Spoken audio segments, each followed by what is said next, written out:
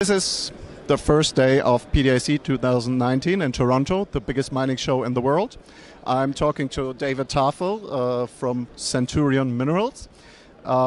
We've been covering Centurion for a while, and we just wanted to get an update from David on how things are progressing in Argentina and what the plans are for this year or the future.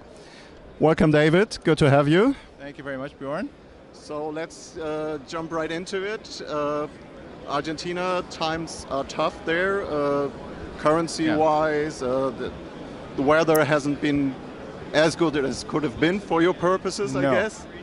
But you have a bigger order that you're working to fulfill. Can you tell us about that, please? Sure. Yes, we've had since we started, we've outlined a great resource. We built a processing facility, which a number of your shareholders or readers would be aware of.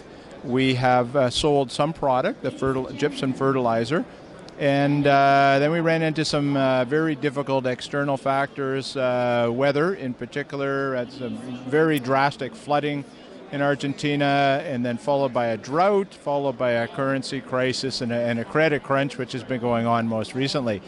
We seem to be getting out of that somewhat. And we have some orders. We, in particular in Paraguay, we've got a large order. We've got a couple of distributors in Paraguay that are quite active, are pursuing some additional opportunities.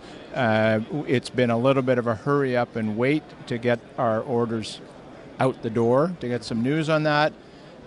We have been effectively the last quite a few months on a care and maintenance while we're waiting for the timing to kick in.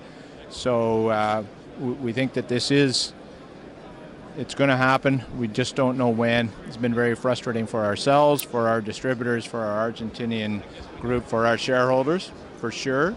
But we do believe that we do have we are on the right track.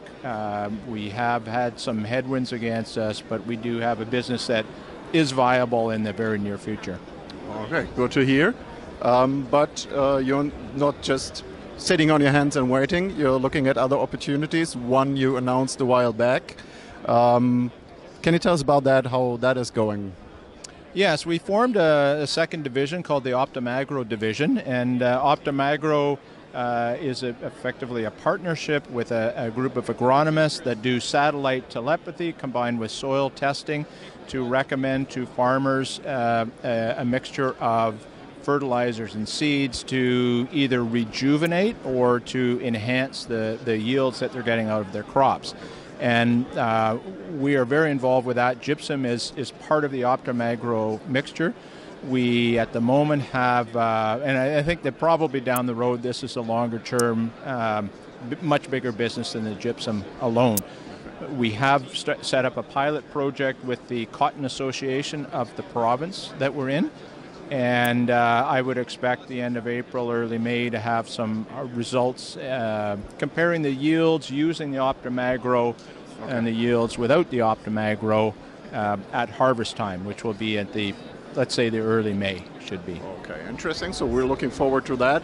And that is Absolutely. The first step then on you promoting your business or getting orders for this kind of business? Yes, that's the first step. We are talking with some other financiers and some investors in Argentina about putting together a pool of capital to also buy land that has been highly salinated by the previous flooding. So the salt has risen to the surface. When the waters recede, the salt remains on the surface, and there's limited growth opportunities then out of the soil. And the Optimagro and gypsum help to bring the salt back down and to add the nutrients back into the soil to revitalize. So we do have some doors open.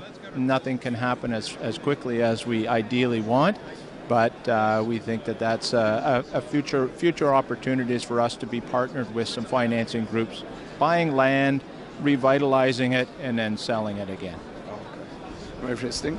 So you said Argentina has currency crisis, credit crunch going on. Are you looking at other opportunities down there? Or yes. Yes, we definitely are. We've you mentioned, we're not sitting on our hands. While it might look like sometimes there's no news come out, all of the insiders and directors are large shareholders. We've got many family members involved. Certainly our shareholders, many of them have become friends of ours as well. So it's up to us to try and find a path to create some value with or without the gypsum side of things. And as I say, I think the gypsum will eventually start to kick in. But we are looking at some other opportunities, which would include the Optimagro solution for some other crops, both inside Argentina and outside. And it's a little bit early just to talk much more about that, but that will be coming down the road, I think, fairly shortly. Okay. Thank you very much. Looking forward to hearing more about that, and we'll talk to you later if there's any news out and check what's happening. Thank you. Great. Thank you very much, Bjorn.